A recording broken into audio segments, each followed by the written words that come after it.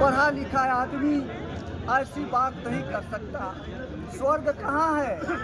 स्वर्ग धरती पर है कि स्वर्ग आकाश में है? वो जिसको स्वर्ग मानते हैं, हम उन्हीं से कहना चाहते हैं, उनसे अपील करना चाहते हैं कि आप सभी लोग अपने दल के साथ स्वर्ग में चले जाइए। हम लोग आपका बहुत बहुत धन्यवाद करेंगे।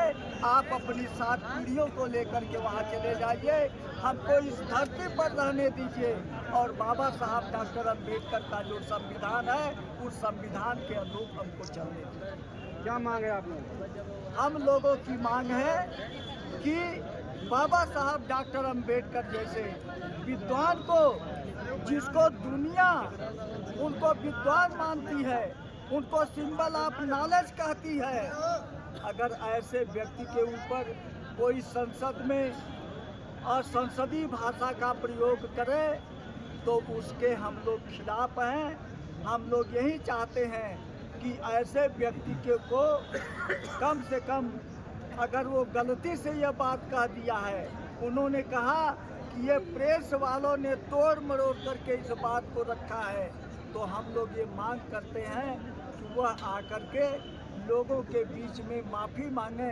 अपनी कही हुई बात को वापस लें। अगर ऐसा नहीं करते हैं तो हम लोग उनके त्याग पत्र को लेकर के पूरे देश में, अभी तो ये हम अनशन के रूप में शांतिपूर्वक ढंग से यहाँ कर रहे हैं, जब हम पूरे देश के पैमाने पर जब दूसरा हम लोग अनशन शुरू करेंगे, क्रमिक अनशन, भूख हड़ताल और चक्का जाम जब हम लोग करेंगे तो सचमुच में इनकी कुर्सी जगमगा जाएगी।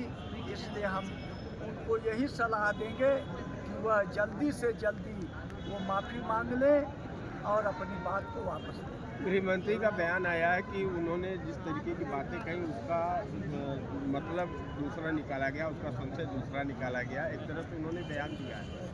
देखिए, अभी मैं बोल रहा था तो मैं यही कह रहा था कि मोदी जी भी कहते हैं और उनके लोग भी कहते हैं कि हम मन की बात कर रहे हैं। ये सचमुच में उन्होंने अपने मन की बात किया। उनके अंदर क्या चीज़ है, क्या सोच है, उस सोच को उन्होंने पार्लियामेंट में उजागर कर दिया। अगर हमारे मीडिया बंधुओं के ऊपर वो आरोप लगा रहे हैं और ये कह रहे हैं ये तोड़ मरोड़ करके पेश किया गया है, तो ये सरासर झूठ है, गलत है। वो अपने मन की बात है।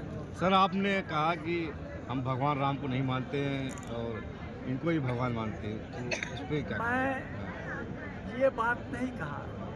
मैंने कहा कि शिक्षा का जो सबसे सर्वोच्च वो संस्थान है, जिसको हम NCERT कहते हैं, NCERT के चेयरमैन ने जब ये अयोध्या के मंदिर का ये उद्घाटन होने वाला था, उस समय वो चेयरमैन ने वक्तव्य दिया था कि ये राम और विष्णु ये सारे ये काल्पनिक हैं, इनका कहीं इतिहास नहीं मिलता है।